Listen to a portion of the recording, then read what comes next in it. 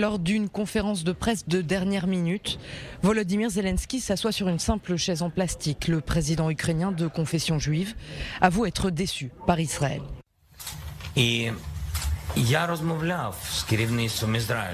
Nous avons de bonnes relations avec les dirigeants israéliens, mais ces relations sont mises à l'épreuve en cette période de trouble. Je n'ai pas eu l'impression que le Premier ministre israélien se soit enveloppé de notre drapeau. J'espérais plus du soutien du Premier ministre Bennett.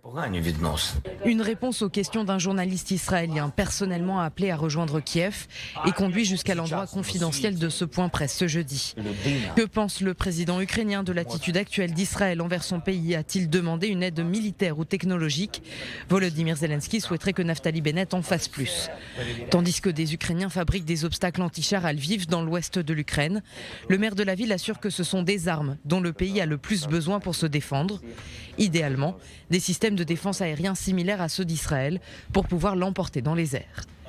Israël se mobilise aujourd'hui en accueillant les réfugiés ukrainiens. Depuis le début de l'invasion russe, plus de 1400 détenteurs de passeports ukrainiens sont arrivés dans le pays.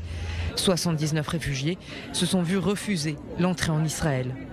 Ce dimanche, 3 avions partis de Moldavie, de Roumanie et de Pologne amèneront 300 juifs ukrainiens venus faire leur alia. La ministre de l'Intérieur, Ayelet Shaked, a assuré que le pays devait se préparer à l'arrivée de dizaines, voire de centaines de milliers de nouveaux immigrants ukrainiens. Parallèlement, Israël a envoyé une centaine de tonnes d'aide humanitaire, vêtements, systèmes de purification d'eau, matériel médical et médicaments. Actuellement en Pologne, cette cargaison doit être transférée vers la ville de Lviv dans l'ouest du pays, où Israël a relocalisé son ambassade.